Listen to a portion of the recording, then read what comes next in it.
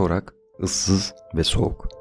Bunlar insanların Antarktika kıtası tanımlamak için kullandıkları birkaç kelime. Sadece kara kütlesi bakımından en büyük kıta değil, aynı zamanda en büyük çöl. Yaşamdan ve yaşamı destekleyecek her şeyden yoksun 14 milyon kilometre karelik bir manzara. Söylentilere göre Antarktika kıtası bir sürü hayalet gözlemi ve akıldan çıkmayan efsanelerle doluymuş. Belki de soğuk ve çorak araziyi keşfetmeye çalışan birçok kişinin hayatına mal olması daha dramatik ve daha dikkat çekici anlatılara neden olmuştur. Amaç ne olursa olsun Antarktika, paranormal aktivite için uygun bir yuvadır. Bugünkü videoda Antarktika'da kayda geçen paranormal olaylara ve arkasındaki hikayelere bakıyoruz. Hazırsanız başlayalım.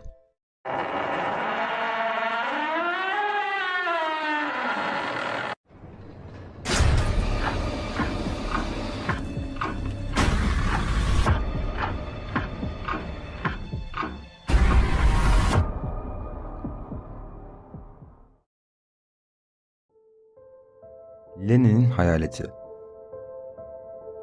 Vladimir Lenin 1923'te felç geçirip ölene kadar Sovyetler Birliği'ndeki en etkili siyasi liderlerden biri olmuştur. Vladimir Lenin hayatının hiçbir noktasında Güney Kutbu'nun kaşifi olmadı. Ancak buna rağmen hayaletinin buralarda dolaştığı söylenir. Kısa bir süre önce erişilmezliğin Güney Kutbu'nda eski bir Sovyet üssü keşfedildi. Bildiğiniz üzere Antarktika Güney Kutbu'na ev sahipliği yapıyor. Ancak gezegenin en güney noktası kıtanın doğrudan merkezi değil. Kıtanın asıl merkezi kıyıdan çok uzakta olup Antarktika erişilmezlik kutbu olarak bilinir. Sonradan yapılan keşiflerde 1959'da Sovyetler Birliği'nin tam da bu noktada bir üs inşa ettiği ortaya çıktı. Ancak 1960'larda kara gömüldüğü için unutuldu ve tekrardan bulunması yıllar aldı. Bununla birlikte Vladimir Lenin'in dev bir plastik büstü de bugüne kadar karlar altındaydı. Üssün buraya nasıl yapıldığı gizeminin yanında bulunan arşivlerde ve el yazımlarında ilginç bir durum daha vardı. Bu yazıların iddialarına göre Lenin'in ruhani varlığı buralardaydı ve orada kalanlar artık bu duruma dayanamıyordu. Üssün bulunduğu konum ve zamanında uygulanan gizlilik yüzünden bu söylentileri doğrulamak neredeyse imkansız halde. Diğer bir yönden böyle bir hiçlikte askerlerin aklını oynatmaması zaten bir mucize olurdu. Antarktika halkı Ningenler. İnsanlardan biraz daha az olsa da Ningen olarak bilinen insansı kriptilerin Antarktika'ya musallat olduğu söyleniyor. Bu iki ayaklı, kolsuz varlıklar beyaz balina ve insan karışımı gibi görünüyor. Ancak Antarktika'da herhangi bir tarihsel uygarlık yok. Bu da Ningen denilen canlının kültürel zamanın ruhuna ancak Mayıs 2002'de girmesine neden oldu. Efsane, başta Japonya olmak üzere çevrim içi forumların bu balina benzeri insanların Kuzey Afrika'da pusuya yattığına dair görüntüleri dolaştırmasıyla başladı. Söylenti 2005 yılında Ningenlerin Antarktika'nın buzlu kıyılarında dolaştığını ve Google Earth'te yakalandığını gösteren görüntülerin internette dolaşmasıyla daha da ilgi görmeye başladı. Şu anda Antarktika'nın en ünlü kriptidi olmasıyla beraber bu canlıya inananlar tarafından Antarktika'nın ev sahipleri olarak kabul ediliyorlar. İleriki günlerde bu konuyla alakalı daha detaylı bir videoyu sizlere sunmayı planlıyorum. Balina Avcısı Körfezi. Antarktika'yı düşündüğünüzde aklınıza ilk gelecek olan muhtemelen bir volkan değil, buzla kaplı bir çöldür. Ancak Deception Adası denilen ada Antarktika Yarımadası'na yakın ve aktif bir yanardağa sahiptir. En son patlaması ise 1970 yılında gerçekleşti. Bazı efsanelere göre adaya gitmeye karar veren birinin dikkatli olması gereken tek şey lav değil. Özellikle Wheelers Bay'in hayaletlere ev sahipliği yaptığı söyleniyor. Günümüzde hayalet bir kasaba olmasına rağmen Wheelers Bay, Norveç ve Şili'den balina avcılarını barındıran küçük bir topluluktu ve 1904'te kuruldu. Bir mezarlığa ve bir zamanlar balinaları kaynatıp yağ elde etmek için kullanılan devasa tanklara sahipti. Günümüzde ada ruhani seslerden yüzen şekillere kadar birçok paranormal olay yaşadığını iddia eden turistler tarafından popüler hale getirildi. Destination Truth adlı programın yapımcıları tarafından adaya bir araştırma ekibi gönderildi. Fakat ekibin çalışmalarının sonucuna ulaşamadım. Sonuç olarak hikayelerle turist çekme çabasının olumlu olduğu ortada. Orta Evi.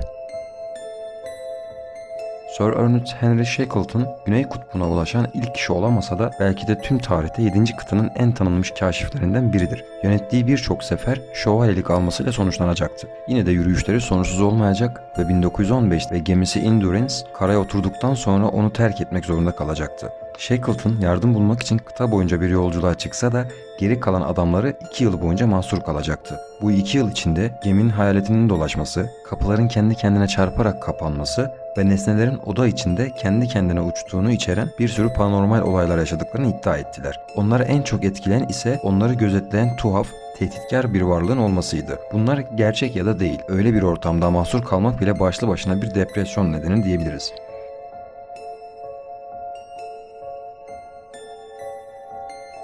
901 nolu uçuş. 28 Kasım 1979'da Yeni Zelanda'ya ait 901 sefer sayılı yolcu uçağı Antarktika'daki Ross adasındaki Erebus Dağı ile trajik bir şekilde çarpışacak ve uçaktaki 257 kişinin ölümüne yol açacaktı. Bu daha sonra Erebus Dağı felaketi olarak bilinecekti. Gezi uçağı kazası Yeni Zelanda'nın bugüne kadarki en ölümcül kazasıdır. Bu kazadan sonra Antarktika doğal uçuş endüstrisi yeniden toparlandı. Yeni Zelanda personeli tarafından işletilen McMurdo istasyonu Antarktika'nın yerleşik en büyük üssü haline geldi. Ancak bazıları uçuş 901'de ölenlerin ruhlarının bu havalimanında dolaştığını ve Warda evine benzer poltergeist faaliyetlerinin gözlemlendiğini iddia ediyor. Raporlara geçmiş başka buluntular da mevcut. Çarpışma yerinin bizzat kendisinin perili olduğu, bir var olup bir yok olduğu, ruhani çığlıklar ve kar üstünde kendi kendine oluşan ayak izleri de raporlar arasında yer alıyor. Tebrin üssü operasyonu. Önceki kısımlarda bahsettiğim Deception adasında sadece balina avcılarının kullandığı bir kasaba bulunmuyordu. Kasaba 2. Dünya Savaşı'ndan önceki yıllarda terk edilmiş olsa da savaş zamanı İngiliz donanması tarafından yeniden tahsis edilip düzenlendi. Üssün kullanımı oldukça kısa sürse de İngiliz donanması yine de Falkland adalarında daha güçlü bir kontrol sağlamak istiyordu. Tebrin operasyonu için bir üs inşa edildi. 1967'de adadaki altyapının önemli bir kısmı yok oldu ve terk edildi. Bu süre içinde Wheelers Bay kasabasında yaşanan paranormal olayların neredeyse birebir aynıları askerler tarafından rapor edildi. Anlatılanlara göre bu musallat olayları askerlerin peşini bırakmamış ve sistemin çökmesinde de rol oynamıştı.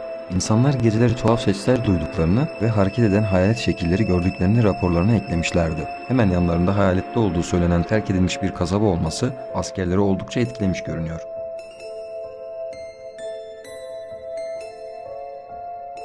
Scott'ın kulübesi. 1911'de 2 farklı keşif ekibi Güney Kutbu'na ulaşan ilk grup olmaya çalıştı. Roald Amundson'un liderliğindeki Norveç ekibi bu ödülün sahibi olacaktı. Fakat diğer tarafta Sir Robert Falcon Scott liderliğindeki İngiliz ekibi için işler hiç de kolay olmayacaktı. Sadece Norveç'e karşı yarışı kaybetmediler. Aynı zamanda bu 5 kişilik ekip Scott'ın kendisi de dahil olmak üzere dönüş yolunda düşme, donma ve kaybolma gibi olaylar nedeniyle hayatlarını kaybettiler. Daha sonra Terra Nova keşif gezisi adı verilen bir organizasyon dahilinde 25 kişilik bir ekip kuruldu ve aynı yıl bu keşfedilen bölgeye gönderildi. Scott tarafından inşa edilen kulübeye ulaştılar ve kışı burada geçirme kararı aldılar. Tüm olaylar bundan sonra başlayacaktı. 25 kişilik ekibin tamamı Scott'ın ve ölen ekibinin ruhlarını gördüğünü, boş bir odada ayak sesleri duyduğunu ve kimsenin bulunamayacağı yerlerden garip sesler geldiğini rapor etti. İzlenme hissini yaşayanların sayısı da oldukça fazlaydı.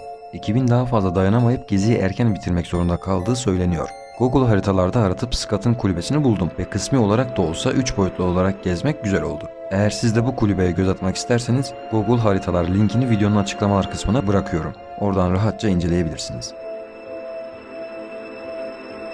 Hayalet gemi Jenny. 1840 yılında Hope adlı bir İngiliz balina avlanma gemisinin Güney Shetland adaları yakınlarındaki Drake geçidinin buzuna hapsolmuş ve donmuş bir gemi keşfettiği iddia ediliyor. Gemideki erkekler ve kadınlar tamamen donmuş ve belli ki ölmüşlerdi. Kaptanın yazdığı mektuplara göre Jenny olarak bilinen gemi 1823'ten beri buza saplanmıştı. Fakat bugüne kadar resmi hiçbir kayıt ortaya çıkmadı. Ne böyle bir gemi, ne böyle bir kaptan, ne de böyle bir sefer düzenlenmişti. Hope mürettebatı yanlarına donmuş gemiden sadece kaptanın günlüklerini alarak geri döndü.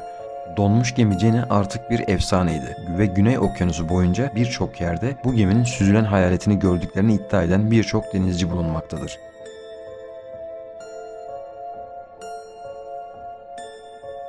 Shackleton hayaleti. Videonun Warda evi kısmında bahsettiğim Sir Ernest Henry Shackleton'ı hatırlayacaksınız. Bu olay ise onun hayatını kaybettikten sonra onun da bir ruh olarak bu bölgede dolaşmasıyla alakalı.